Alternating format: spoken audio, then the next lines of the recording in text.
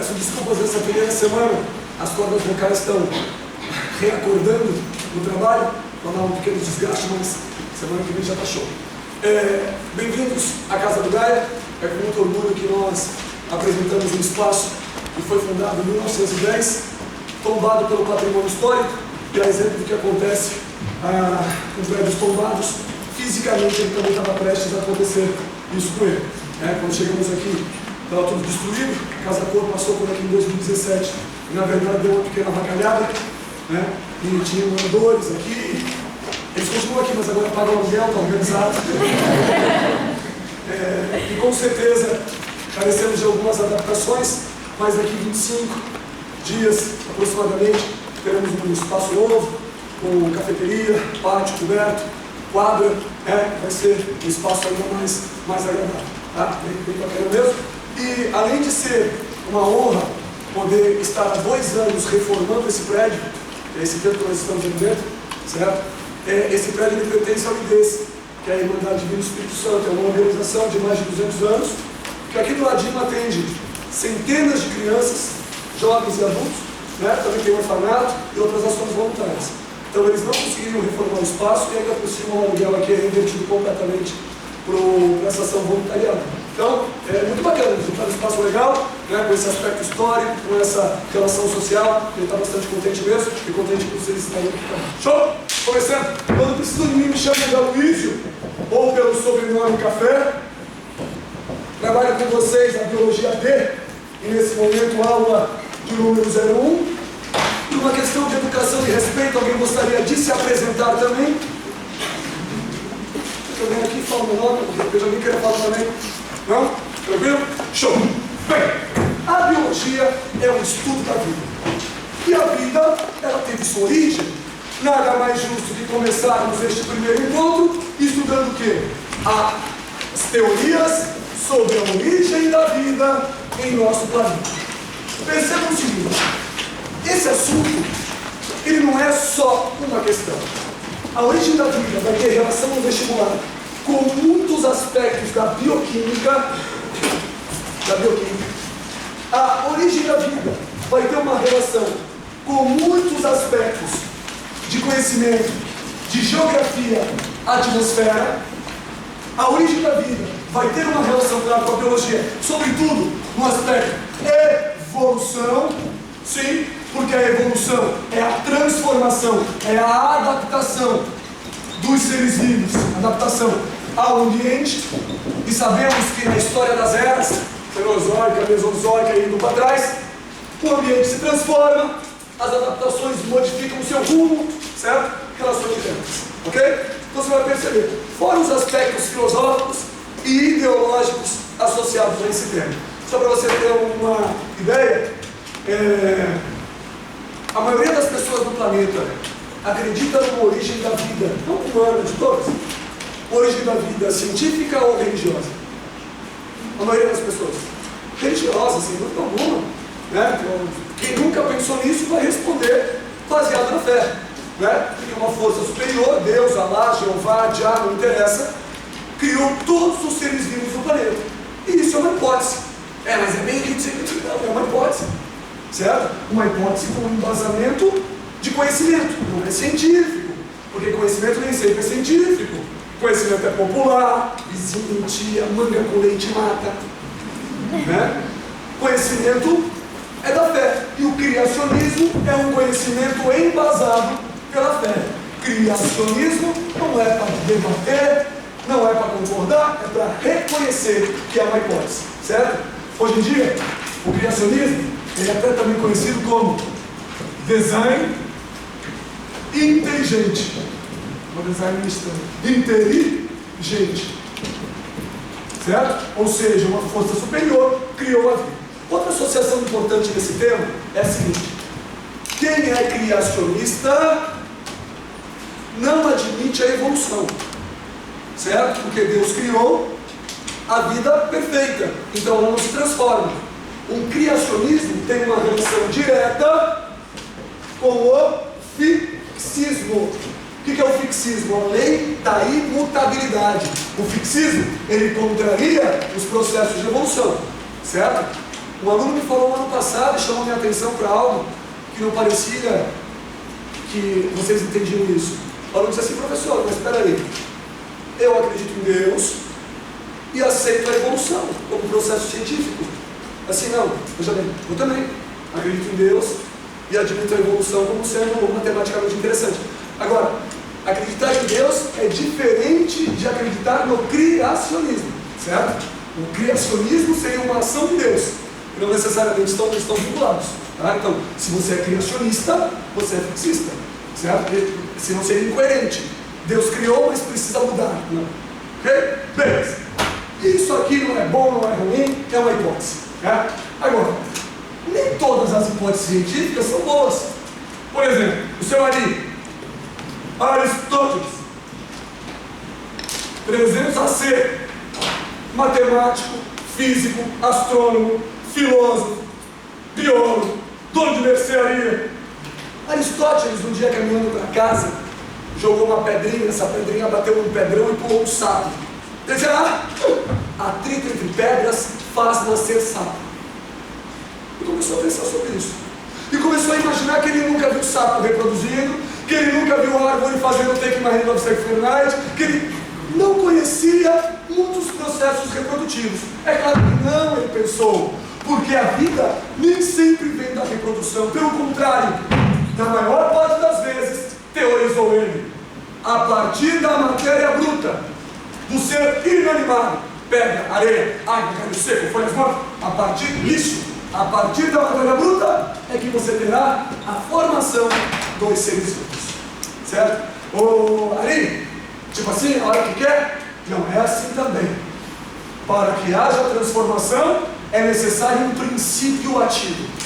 Na química antiga, tudo que não era compreensível era chamado assim, princípio ativo. Então existe um princípio ativo.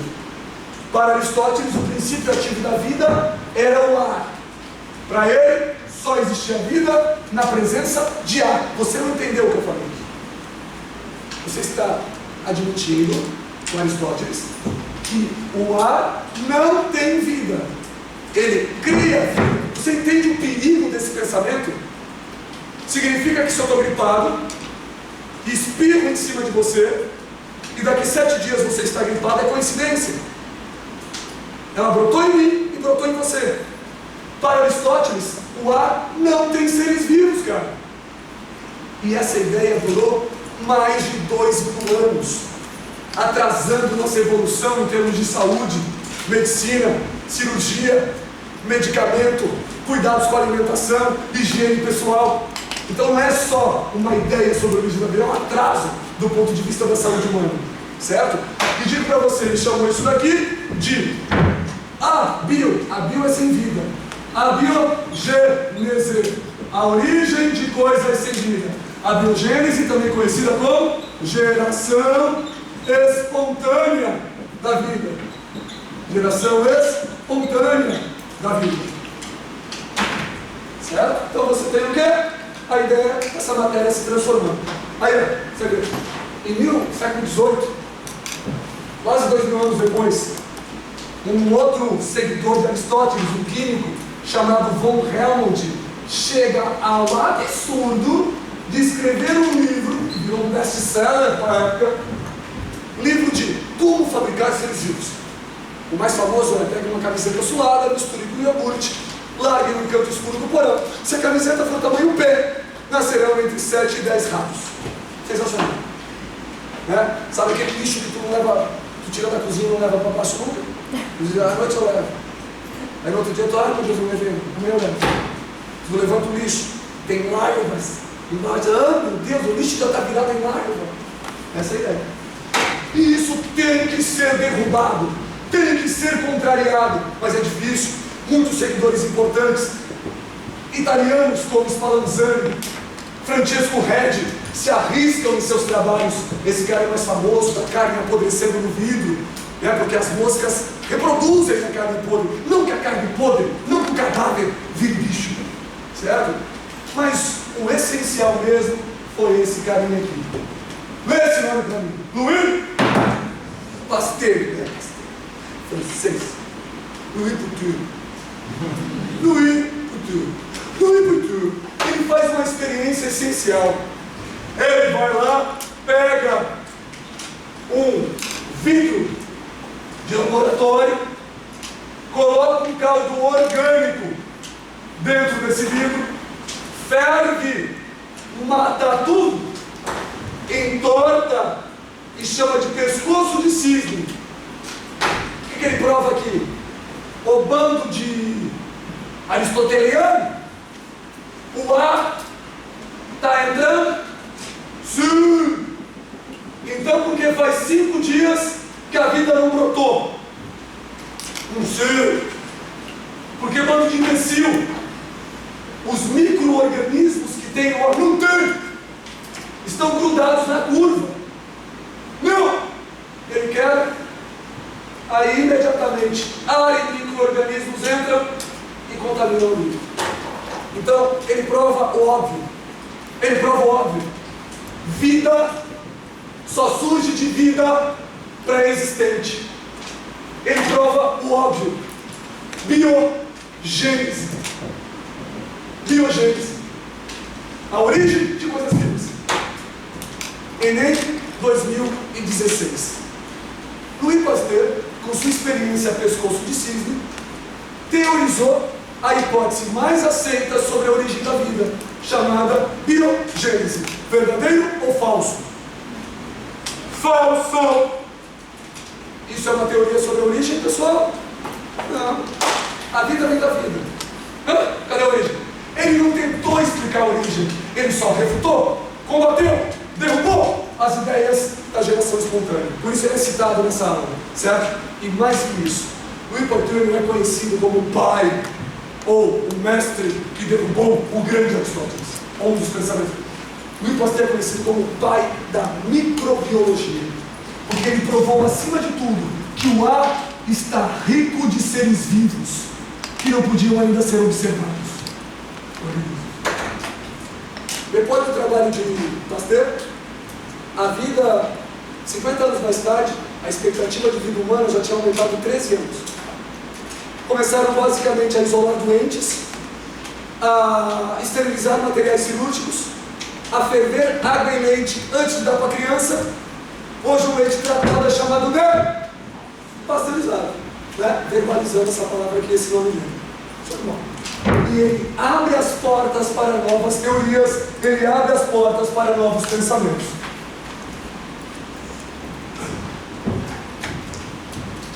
Mas,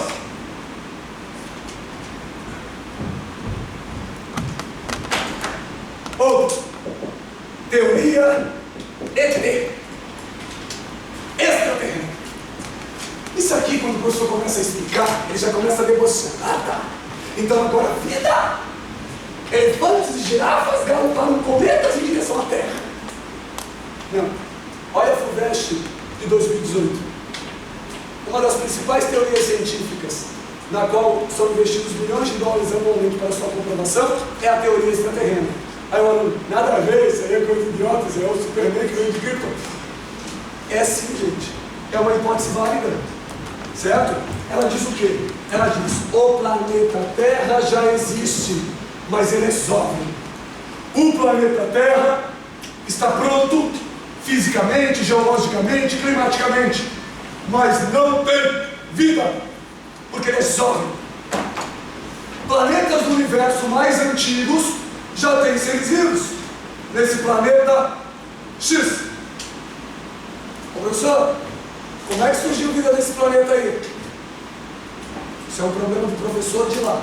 Não tem nada a ver com isso. Certo? Eu sei que esse planeta explodiu, lançou no universo fragmentos, meteoros, cometas, que lembram até grandes espermatozoides, com micro seres vivos, que invadiram o nosso planeta e iniciaram um processo de colonização. Eu sei, é difícil aceitar que tem vida em outro planeta, que sobreviveu a uma explosão, a viagem no universo, a entrada na atmosfera, que incinera um pouco, ao pequeno impacto, e saíram ainda de dentro da doido para reproduzir. Certo? Porém, é impossível. Né? No núcleo de quilômetros de rocha, no núcleo, no centro de quilômetros de gelo. É possível. Essa teoria, ela até foi modernizada. Atualmente é conhecida como panspermia cósmica. Esperma, semente, pan, todo. A semente espalhada por todo o universo. A semente da vida. Ah, e uma coisa, tá? Que torna-se admissível. Eles dizem que a panspermia cósmica chegou na Terra, chegou em nosso planeta. Ou os primeiros micro-organismos, melhor ainda, podem ter sido as primeiras moléculas orgânicas complexas, como DNA, RNA, proteínas, até mais aceitável, certo? E os caras fazem sonda que tem persegue cometas, e os caras fazem furação de gelo, investigam oceanos profundos, para ver se conseguem comprovar isso aqui. Então é uma hipótese válida, é científica e tem o seu valor, certo? Beleza. Mas não é a mais aceita. A mais aceita foi criada por um russo de 19 anos, deitado em seu sofá, sem Netflix, no século XVIII, Alexander Oparin. Oparin imaginou na sua cabeça de químico uma sequência de reações químicas capazes de formar vida. O que ele pensou? Ele pensou assim: se a vida se transforma e nós somos moléculas químicas, isso quer dizer que moléculas químicas se transformam. Então o que ele imaginou? Ele imaginou olha que nome complexo, uma evolução lenta, gradual, dos elementos dos sistemas químicos. Uma evolução dos elementos químicos, certo?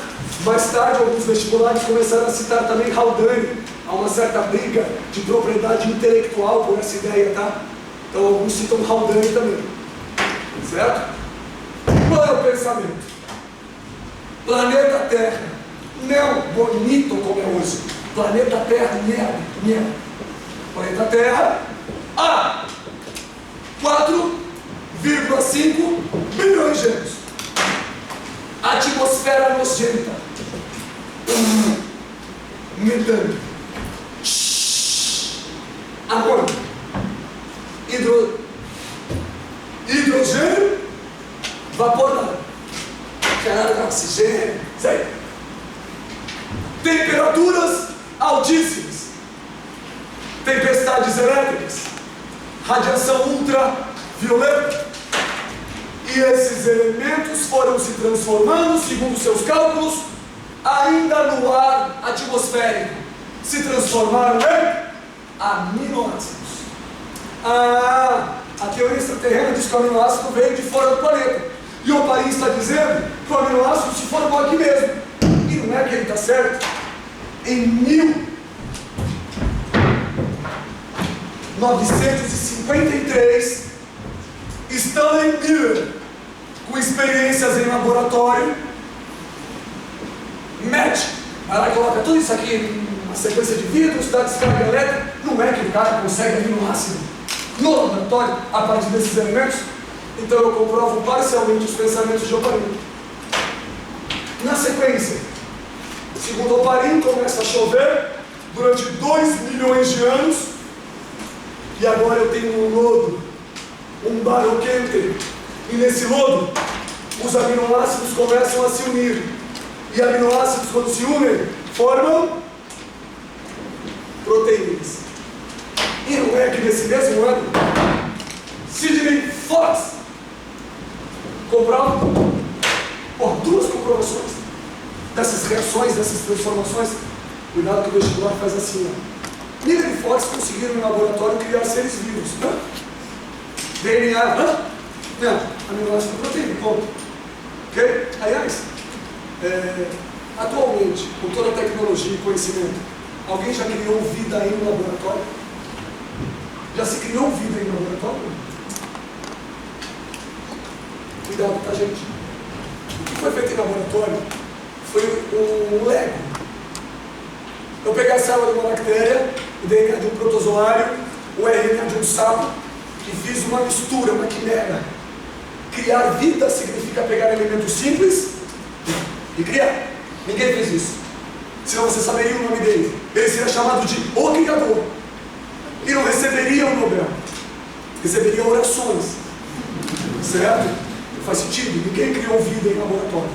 Tá? Reorganizou. Remodelou. Perfeito? Criou. Ok? Beleza. Não só mais proteína é vida? Não. Mas é bastante coisa. Qual a substância mais abundante em você? Na idade de vocês aí, de 78% a 81% de água. Vocês são quase um chuchu. Tá? Tirando a água, qual é a substância mais abundante agora? Proteína. Você é pura proteína. Não, eu sou puro charme. A proteína. Seu cabelo é ceramida, sua unha é queratina, sua cor é melanina, seu sangue é hemoglobina, seu raciocínio serotonina, sua paixão, feniletilamina, sua contração muscular, actina e miosina, seus hormônios, progesterona, estrógeno, testosterona, proteínas. Você é pura proteína? Então proteína é um ótimo tesouro para formar organismos vivos, certo? E segundo o Oparin, continua chovendo e agora não é mais lodo, agora é um oceano primitivo. E nesse oceano primitivo, as proteínas começam a formar uma sopa orgânica, daí é saudável. Proteínas começam a se aglomerar e se isolar, porque o segredo da vida é o isolamento. Não só muita tristeza, é a amizade. O segredo da vida é o isolamento, porque se você é molécula química e fora de você eu encontro moléculas químicas, você só é você porque há compartimentalizações, senão você estaria difundido no universo. O isolamento é o segredo da vida, certo? E as primeiras membranas não são lipoproteicas, as primeiras membranas são de água mesmo. Escreva, membrana de água, mas a água fala, claro, a água tem tensão superficial, ela gera pequenos isolamentos. E esses aglomerados isolados de proteína são chamados de quê? De coacervados. Coacervados, diria assim, ó, primeiro nome da teoria de Oparin. Segundo nome da teoria de Oparin, coacervados. Russo, coacervado é ser vivo? Não. Querido. Então, cadê o ser vivo? Oparin já dizia, meados do século XIX, para ser chamado de vivo é necessário. Bem, alguém é considerado vivo desde que? Uma palavra. O sujeito será considerado um organismo vivo se tiver uma palavra. Nem diria DNA, porque pode ser RNA também. Então, uma palavra. Material genético. Reprodução. DNA, RNA, material genético, hereditariedade, mutação, evolução, tudo isso se resume a reprodução. O vírus é um ser vivo, claro, reproduz pra caramba, passa de um para o outro, continua reproduzindo. Mas existem argumentos que acabou, isso aqui está sério. Vírus é um ser vivo. É claro, cuidado. No vestibular, você pessoa chata, a questão vai estar assim: os seres vivos apresentam célula e crescimento. Sim. E o vírus? Chato, tu é chato, cara. A questão é genérica, então abriga a maior parte dos exemplos. Os seres vivos apresentam metabolismo e respiração. E o vírus? Tudo bem, o vírus vai ser trabalhado em questões à parte, mas ele é um ser vivo. Então, o que ele dizia? Tem que ter. Em algum momento, ele já falava, em algum momento da história bioquímica, surgiram moléculas de autorreplicação. Não é que também foi em 1953? Pois a pessoa sabe esse ano, não, mas foi tudo bem. O Watson e Crick apresentam à comunidade científica, descrevem pela primeira vez DNA e na sequência RNA, moléculas de auto-replicação. Aí sim, reprodução. Reprodução se replica. Primeiro ser vivo. Gente, vestibulares bons querem essa sequência de eventos: atmosfera primitiva, características, aminoácidos no ar, proteína no lodo, caldo orgânico coacervados do oceano primitivo, certo? Formação de seres vivos a partir do surgimento de moléculas de replicação. Alguns acham até que a primeira molécula foi o RNA, que é mais simples, certo? Mas seria essa sequência. Tá, e para nós acabar, como é esse cara aqui? Como é que é esse ser vivo? Hoje pela manhã, um infectologista trouxe uma notícia boa. O nosso novo coronavírus é uma cápsula basicamente lipídica. Isso é bom, nem sempre é proteica. Isso quer dizer que a cápsula é destruída com facilidade por 15 segundos de mãos bem limpas. Álcool gel, certo? E de preferência não espirrar na boca do menino. Tranquilo, tranquilo. Mas vírus é isso: cápsula e material genético. Bactéria é membrana, citoplasma, núcleo difuso, chega assim. Quem é mais simples, vírus ou bactéria? Vírus. A evolução, ela se processa do mais simples para o mais complexo. Então, o primeiro ser vivo, na sua opinião, era um vírus ou era uma bactéria?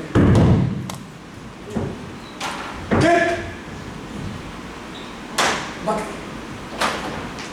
É um contrassenso evolutivo, mas é a bactéria por uma razão simples. O vírus só é ser vivo se reproduz. E ele só consegue reproduzir na presença de uma célula. Então, vírus surge depois de células, certo? O primeiro ser vivo não era acelular.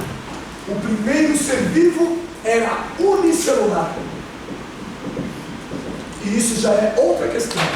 O primeiro ser vivo era uma célula só. O primeiro ser vivo, ele era procarionte, tipo bactéria, aquático. E agora eu tenho uma discursiva da UFPR aqui para vocês. Cite dois fatores que revelam o porquê da vida ter começado na água. Por que a vida começou na água? Oi? Porque a água por si só tinha bastante caldo orgânico, moléculas químicas. É uma colocação interessante. A grande quantidade de moléculas químicas dissolvidas favoreciam a formação de moléculas mais complexas. Show! Outro motivo: a água é mais fria e as moléculas químicas, as ligações ficam estáveis, não desnaturam. Poderia colocar mais um terceiro motivo: o ambiente terrestre não tem oxigênio, não tem ozônio. A radiação é fatal, letal para qualquer ser vivo. E na água me protejo. Então, a ausência de radiação ultravioleta, temperaturas mais baixas e grandes concentrações de moléculas químicas, certo? Fatores que favoreceram o surgimento da vida no ambiente aquático. Só isso vale uma questão. Ok? Os primeiros seres vivos eram anaeróbios. UFSC 2018. Questão sensacional. Meu sonho é ficar idoso e começar a fazer questões para a UFSC. Eles só convidam idosos. De preferência que façam a questão e morram na sequência para evitar fraudes. Olha, cara, essa questão eu acho massa. Principalmente porque o relatório da UFSC diz que 78% dos candidatos zeraram, né? 4% 4, 2, 0. Bilhão de anos.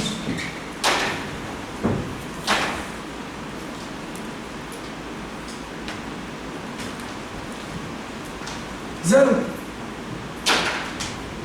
O gráfico representa um gás atmosférico, que se refere ao CO2, verdadeiro ou falso. Cara, galera já começou. Verdadeiro, porque o CO2 está aumentando e aquecendo o nosso planeta. O CO2 está aumentando ao longo de bilhões de anos. Esse elemento, ele é o oxigênio.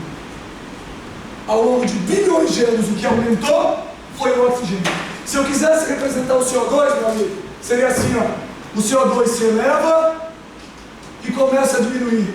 Atualmente ele faz isso aqui, ó. Certo? Esse seria o CO2. Ok? Por quê? Os primeiros seres vivos não tinham oxigênio disponível. Ô professor, e daí não tinha oxigênio disponível, mas eles comiam ou produziam o próprio alimento? Bem, tem duas hipóteses. A hipótese autotrófica, eu fabrico. Por quimiossíntese, não é aceitável. Porque a quimiossíntese é muito complexa. Exige uma máquina metabólica que os caras inicialmente... cansei. É mais fácil você chegar em casa e só comer ou ainda ter que produzir? Só comer. Comer é fácil. Então é claro que os primeiros seres vivos comiam. É a ideia mais aceita, que os primeiros seres vivos eram heterótrofos. Comem, mas comendo não tem oxigênio para queimar a comida. Aliás, fala para mim, um ser vivo na atualidade que come açúcar e não usa oxigênio para degradar esse açúcar. Diz o nome. Fala o nome. O cara come e não usa oxigênio. Fermento biológico Fleischmann. Fermento biológico Fleischmann, levedura, saccharomyces. Você coloca ele vivo, aquele é vivo, na massa do pão. Ele fica comendo o amido do trigo, sem oxigênio. O que ele está fazendo, gente? Comer sem usar oxigênio é fazer o quê? Fermentação. Degradar, consumir sem oxigênio. Sua musculatura, porra, quando se exercita além do combinado, tua musculatura começa a degradar açúcar sem oxigênio. Fermentação. Só que esse do pão é alcoólica, a sua é lática, não pena. Né? Se a nossa fermentação fosse alcoólica, pelo menos, né? Já dispensaria aí alguns combos. Né? Fermentação. Essa fermentação foi, se eu metesse uma flecha aqui, o que patrocinou a elevação do CO2 inicialmente? A fermentação. A fermentação aumentou os níveis de CO2 na atmosfera para caramba. Para caramba. Inicialmente. Bom, se tem bastante CO2, quem é que pode surgir agora? O cara que faz fotossíntese. Claro, pô. Ele vai pegar CO2, mais água, mais luz, e agora ele fabrica. Primeiro eu como fazendo fermentação, agora eu fabrico comida. Os primeiros fotossintetizantes provavelmente foram as cianobactérias, antigamente chamadas de algas azuis. Tem cianobactéria fóssil, carapaça, de 2,8 bilhão de anos. Fóssil bem antigo. Então, fazem fotossíntese. 0,2. Tinha uma setinha aqui. A seta do gráfico indica o início do processo intenso de fotossíntese. Sim, isso mesmo. O início do processo intenso de fotossíntese. Aumento de oxigênio, redução de CO2. Certo? 0,4.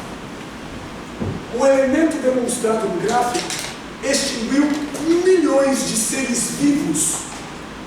Aí o cara pensa, é oxigênio, eu acertei essa parte, como é que o oxigênio é coisa boa? Sim, o oxigênio deve ter extinguido milhões de vidas, porque era uma novidade na época, muitos seres eram anaeróbios, então com certeza extinguiu sim, provocou grande extinção. No mesmo ano a CAF colocou assim, o ser humano, com suas ações antrópicas, é considerado o maior extintor de vidas em nosso planeta.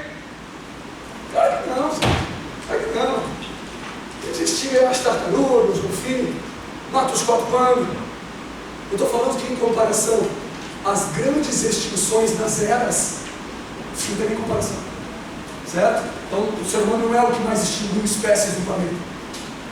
08, para acabar a questão. Atualmente, espécies como a do ser humano resistem a este elemento que é altamente nocivo. Verdadeiro ou falso? Verdadeiro. Não, professor, eu não resisto, eu não pego. Não, você resiste, você está adaptado. O oxigênio é bom, aumenta a produção de ATP, mas te mata. Oxida, envelhece, destrói tecidos.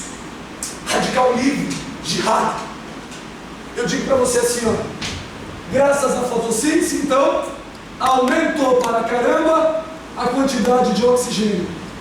E com isso pôde evoluir, finalmente, os organismos aeróbios atuais. Certo?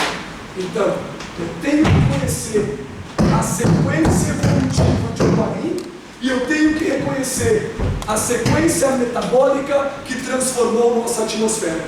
Certo? A sequência metabólica que mudou a nossa atmosfera. Isso significa dizer que os seres vivos não só nascem. Os seres vivos, de forma geral, transformam o planeta. Hipótese Gaia.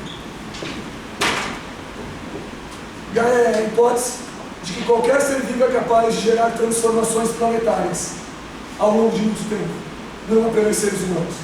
E esse ambiente influencia a existência, é uma interação completa, é a origem do nosso nome, né? A gente esquece que é Glauber, Aloysio, Igor e argentino.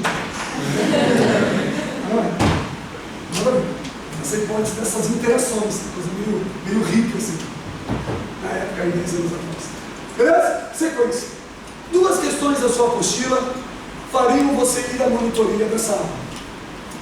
Já vou falar qual que é, como você me que o resto você vai resolver em 7 minutos. Primeiro, Oparin desenvolveu uma teoria no modelo abiogênico. Não vai procurar a questão não, gente. Só vamos ver. O que você acha? Olha só. Oparin desenvolveu uma teoria de modelo abiogênica. Sim ou não? Sim. Até pode dizer que é um 4º nome na teoria dele. Porque esse é o 3º, heterotrófica. Certo? Matéria bruta se transformando em vida. Seu imitão, imitou Aristóteles. Aristóteles tinha uma biogênese burra. Tipo, nas condições atuais, pedra vira sapo. Oparin diz, bilhões de anos atrás, numa sequência muito lenta, houve formação de vida. Ok? Beleza. Então, a biogênese é uma hipótese válida do ponto de vista de Oparin? Sim. Outra questão.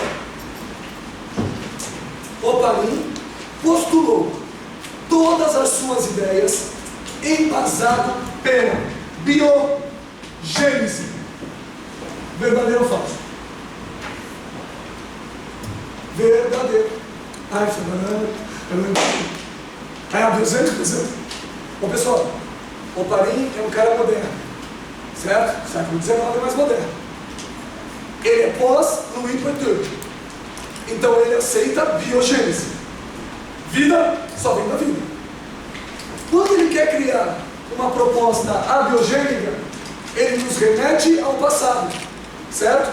Então ele é biogenista, tudo bem? Porque é óbvio, que é inteligente, mas cria uma hipótese abiogênica bilhões de anos atrás, certo? Então as duas afirmações são verdadeiras. Ele é biogenista e cria uma teoria abiogênica, certo? Está tudo valendo. Show de bola? Ótima questão para vocês, certo? Vamos fazer com certeza um ano maravilhoso, né? E cada vez melhor ao longo desse período. Essa aula terminava que horas? 11h40. Isso também tem 11h40. 11h40? Sim, 11h40. Então tá bom.